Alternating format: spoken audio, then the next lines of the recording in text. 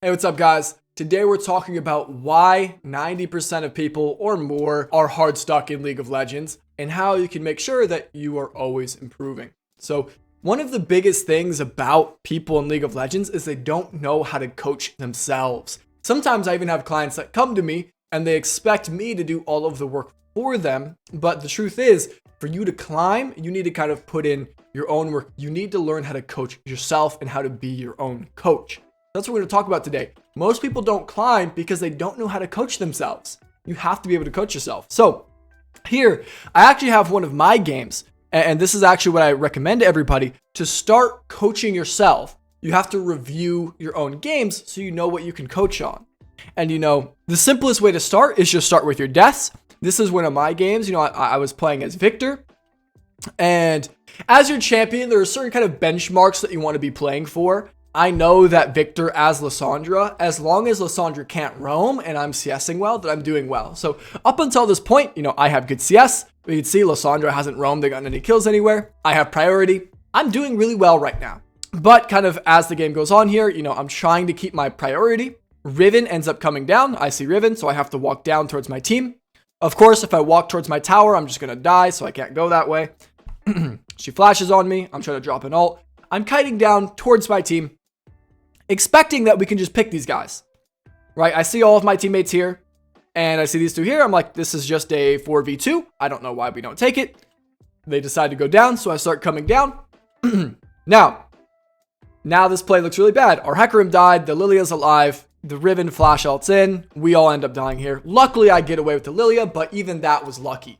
Now, when something like this happens, the default response by the vast majority of League players is to ping this Aatrox and to be like, yo, where, why aren't you pinging me on more? Why aren't you helping? Why aren't you teleporting? Why aren't you guys communicating where the Riven's at? What is going on? It's all this Riven's fault why this play went bad. And that's the mistake that keeps people hard stuck. They put responsibility on other people. Now, how you coach yourself is I call it reverse engineering, because you take this situation that was bad. This play was bad, and this is a bad result. And we go back as far as we can until we find another option we could have taken. So we're going to kind of reverse engineer, go back a little bit. Well, when Riven shows up in my lane here, it's already too late. And this is the second mistake people make, because here, if we just fight the Lissandra and the Riven with my bot lane and my jungle, in my brain, I'm like, oh, it's a 4v2, we should take it. But you can't rely on your team doing something if the other options are kind of losing. This is what people mean by you have to be selfish in solo queue. I can't rely on my teammates to make the right decision here.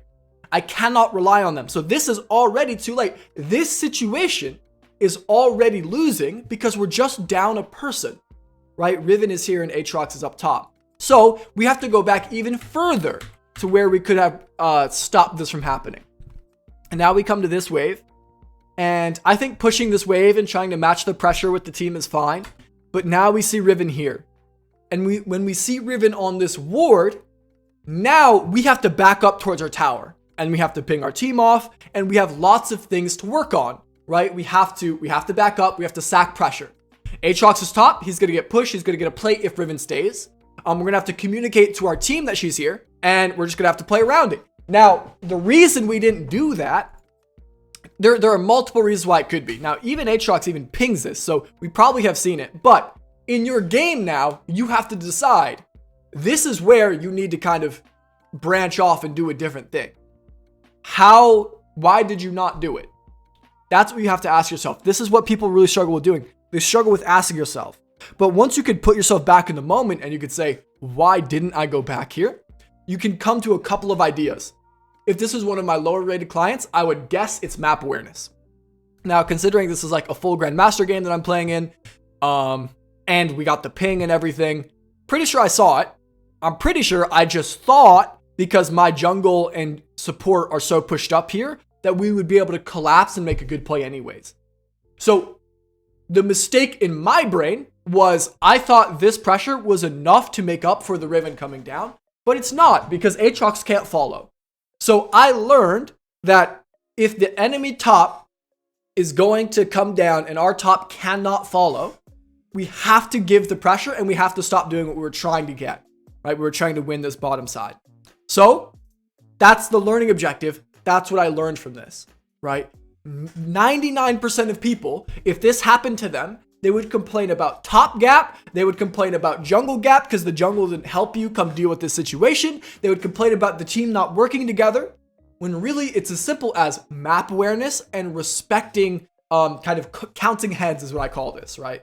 They have more people on this bottom side of the map than we do. So we should just concede. And if we concede, when we kind of follow out that other option as far as we can in our head, you know, we envision we back up, Aatrox gets this wave for free. Now Aatrox is ahead for free. If Riven commits to going bottom, we get top plates and mid plates. My jungle might die. We're still more ahead, right? Because I'm going to get a plate mid that's 175 gold. Top's going to get a plate top that's another 175 gold. Plus the waves, that's another 200 gold. We're going to get 3 or 4 kills worth of gold if Riven overcommits here. The only way this is good for Riven is if we kind of do what we did.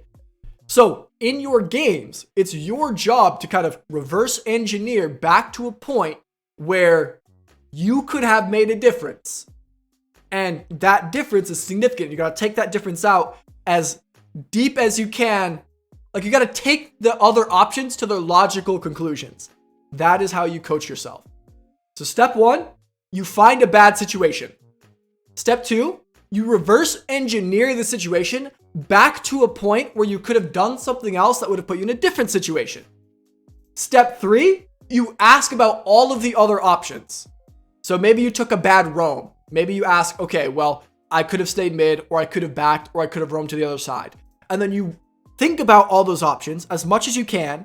You take those other paths to their logical conclusions, and then you decide which one looks the best, and that's what you're going to do next time you're in the same situation. And that's how you coach yourself. Now, if you do that for every single one of your deaths, right? You come look at your death and you kind of do that. You know, maybe you look at another death and you do the same thing. It's very hard to not improve because you will be learning something from every mistake you make. But the issue most people make is they blame their teammates or they don't even look at the mistakes in the first place, right? That's why the majority of people don't climb.